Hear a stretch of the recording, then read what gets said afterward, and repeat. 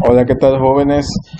Vamos a continuar con la siguiente clase y en este caso vamos a explicar lo que necesitamos tener para poder realizar el método de Newton-Raphson para un sistema eléctrico de potencia.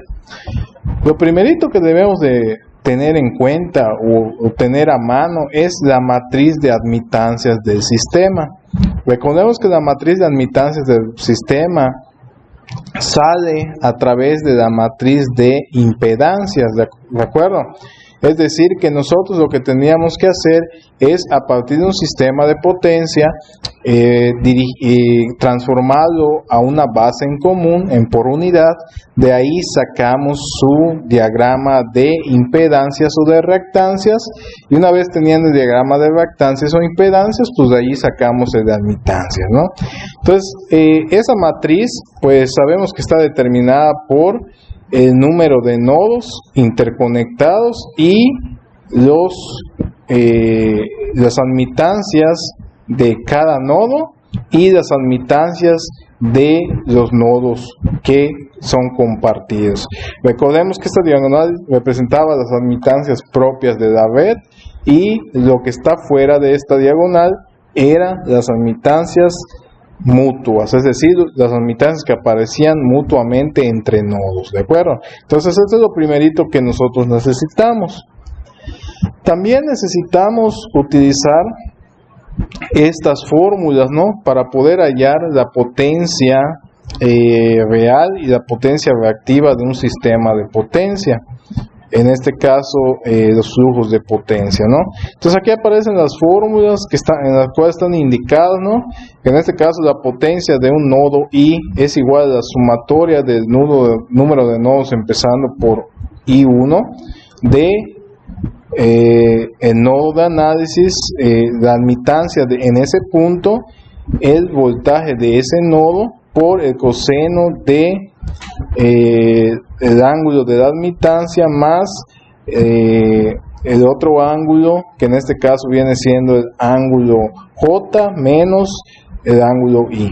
Bueno, esto que ustedes ven aquí, nosotros lo vamos a explicar con más detalle cuando hagamos un ejercicio, al igual que esto, ¿no?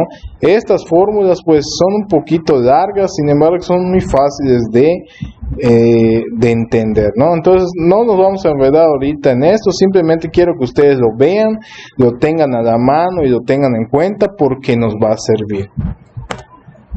Y también debemos de obtener algo que se llama matriz jacobiana o la matriz de Jacobi, ¿de acuerdo? Que en este caso, esta matriz pues es una matriz, por así decirlo, en la cual tenemos que aplicar derivaciones de cada una de las potencias reales, reactivas, con respecto al ángulo o con respecto a un voltaje específico, ¿vale? Entonces, esta matriz jacobiana está dividida en varias partes. ¿De qué depende el tamaño de esta matriz?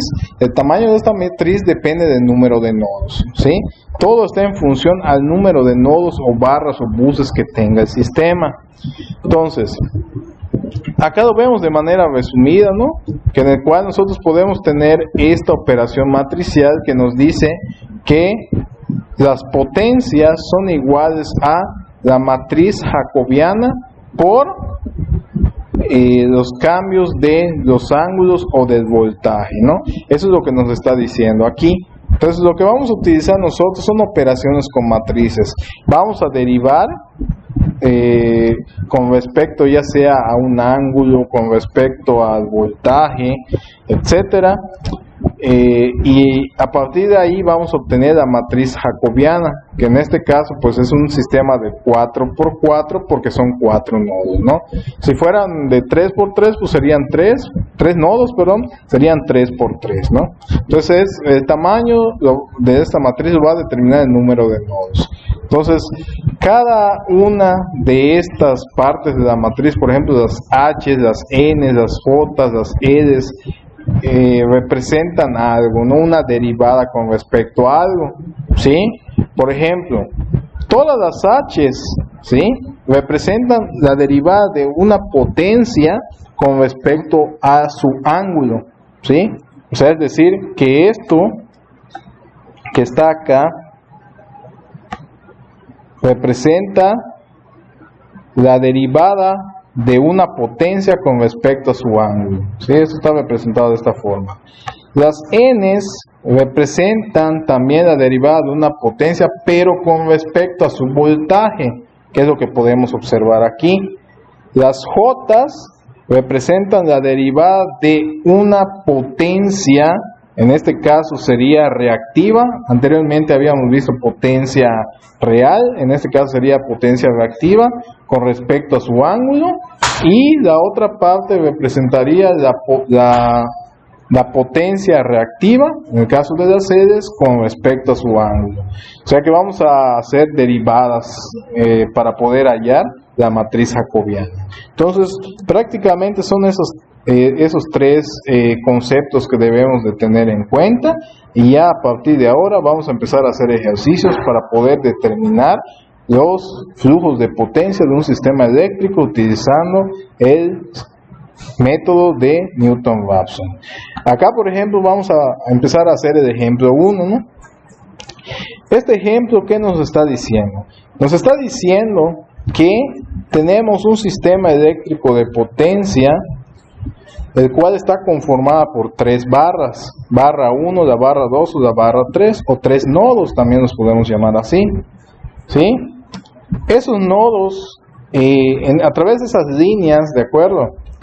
Hay una impedancia, ¿no? Cada línea de esas tiene una impedancia en sí, que es esta que vemos acá, que si la podemos observar son impedancias que rigen en forma de resistencia y reactancia inductiva, ¿no? A todas.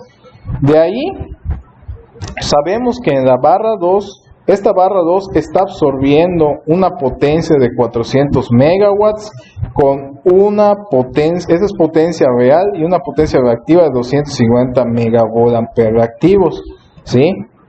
Esta barra está conectada en este caso, a un generador, si lo podemos observar. ¿Por qué?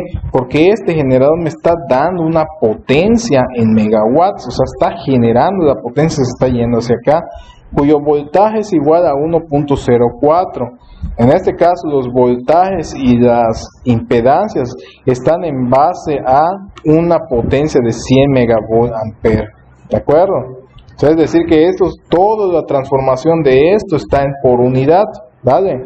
Entonces, si queremos obtener el valor de cada uno de los voltajes o impedancias reales, pues tenemos que hacer la relación con el fin de poder hallarlo en 100 megavolt-ampere.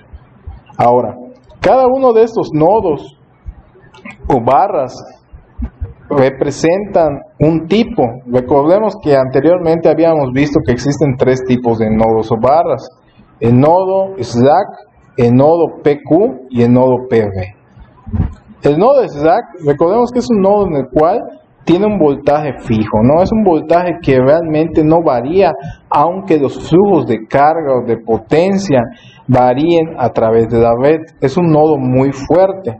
Entonces, ¿qué es lo único que nos dan en el nodo de slack? Solamente nos dan el voltaje, ¿no? Y es lo que tenemos acá. O sea que este nodo viene siendo un nodo slack, el nodo 1, lo que vemos acá. En el caso del nodo 2, observamos que es una carga. ¿Por qué? Porque está absorbiendo potencia real y potencia reactiva, ¿vale? Entonces, este nodo representa una carga. El nodo 2 es un nodo PQ, ¿de acuerdo? ¿Sí? Y en el caso del nodo 3, pues viene siendo un nodo PV, es decir, que con este nodo hay una generación. Se están generando 200 megawatts, ¿sí? Que están siendo inyectados, y el voltaje. Entonces solo nos dan estos parámetros. ¿Qué es lo que tenemos que hacer? Hallar los demás parámetros, así como también los ángulos, es decir, cómo se mueve la potencia a través de este sistema. Entonces ese es el ejercicio que vamos a realizar en la siguiente clase, y pues espero que presten mucha atención, ya que esta metodología es un poquito larga. No es difícil, sino simplemente es muy larga, y si ustedes se llegan a confundir, pues todo el resultado estaría incorrecto. Entonces presten mucha atención a lo que vamos a ver, y si tienen alguna duda y alguna pregunta, pues háganmela saber y les deseo éxito.